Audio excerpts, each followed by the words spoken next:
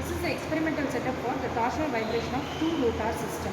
We are having two discs, disc A and disc B on the opposite side, which is being connected by the shaft. Right? The length is fixed over here. In the first case, we are going to conduct the experiment without, this is the crossbar with provision for the additional weights on either side. Right? So which is being attached to disc B. Right? So first, without this crossbar, you are going to conduct the experiment by providing oscillation to the disc. If you are going to rotate it in clockwise, you have to rotate the disc in the anti-clockwise direction, and the vibration has started, and you have to take the time period for 5 oscillations. Right? On this side, on either side, you are providing the oscillation. Right? First, we are conducting without the crossbar. Now, fix the crossbar on either side on disc A. So he has already fixed it, and now we are going to add the first weight of 0.4 kg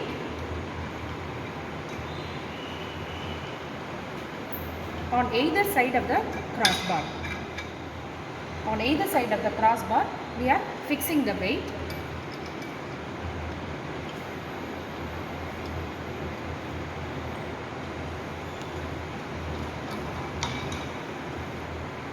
After fixing the weight on either side of the crossbar, you have to provide the oscillation, one on clockwise and another in the anti-clockwise direction. So now the oscillation has started on either side of the disc, and you have to take the time period for 5 such oscillations. After noting down, you have to repeat the experiment for 5 times to take the mean value. This weight is to be removed now.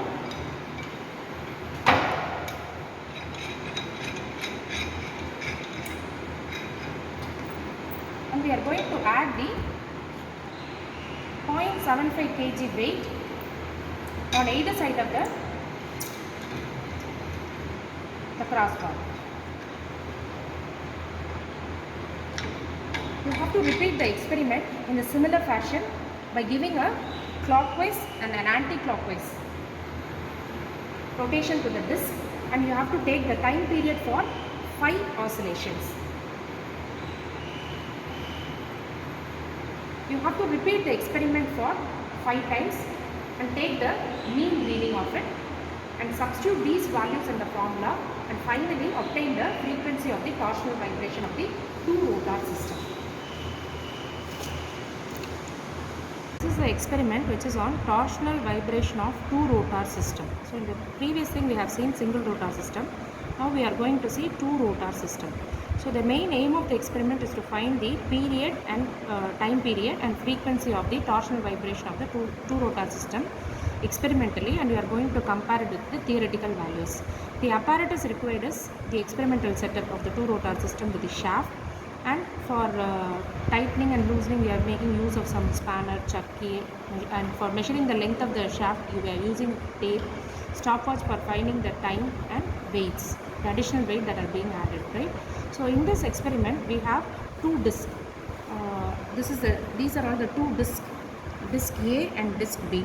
So disc B, there is no additional weight being added onto this, but disc A is having a provision for adding of the additional weights. The additional weights are added by means of two cross member on which the additional weights are added. Right? So we are going to provide an oscillation to this system. This length is fixed. Unlike the single rotor system, we are changing the length, whereas here we are going to fix. There is no change in the length. In this setup we are not able to make changes in the length. Right? So it is a fixed one, the length of the shaft, and there are two discs. We are going to provide small oscillation to the disc, where how we are giving the oscillation is, if disc A is rotated in clockwise direction, disc B is to be rotated in anti-clockwise direction. And one more point to be noted is the disc A and disc B are having different moment of inertia. Right? So this is the one we are going to provide the oscillation, and we are going to find out the time period, and from the time period we are going to find the frequency of the torsional vibration. There is a torsion being associated with it, so we are going to find the torsional vibration.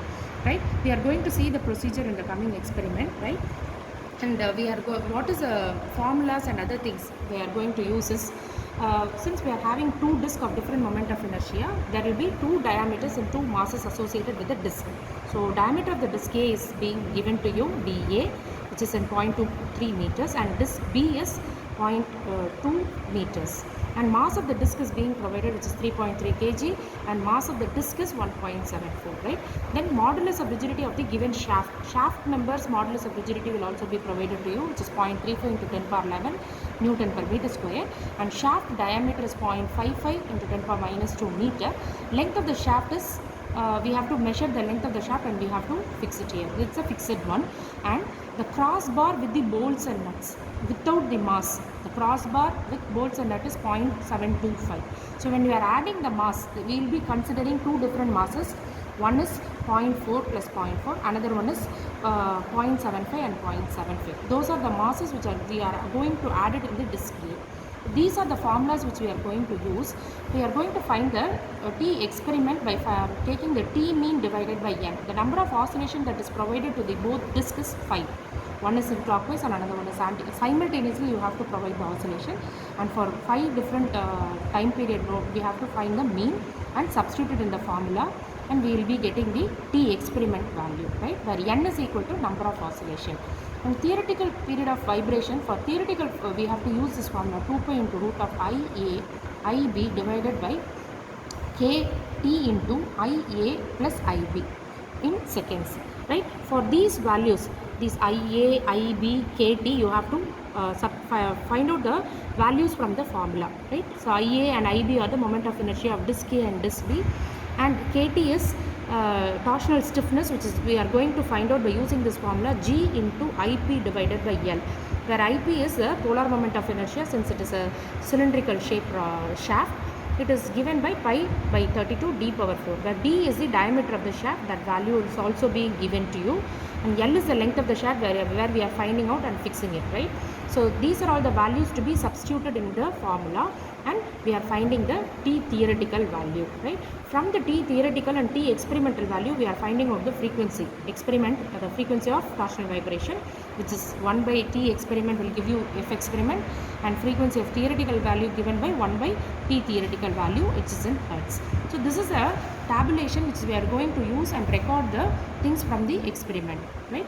First, what we are going to do is we are going to fix the disc on either side without any mass, not attaching the cross member as well as the masses, without any additional attachments. Only disc A and disc B is being fixed and the shaft is there. We are going to give a small oscillation to it, and we are going to find out the time period, right? So T1, by giving a number of oscillations as 5, we are conducting the experiment for 5 times, and we are going to find the T mean. Similar, in second experiment, we are going to vary masses, 2 masses. One is for, in the crossbar, we are going to attach 2 masses of 0.4, 0.4 on either side, and you are going to give a oscillation, right? And you are going to find the time period for each of the oscillation. You are going to repeat it for 5 number of times and then find the T mean value. Now take out the masses and add the another mass, which is of 0.75 kg on either side of the disc, and provide the oscillation and find out the time period for all the time period for 5 number of experiments and find out the mean. And as I have told you, you have to substitute the values in the formulas and find out all the values in the tabulation. Finally, we are finding out the frequency of vibration of the given 2 rotor system, which we will see the experiment shortly.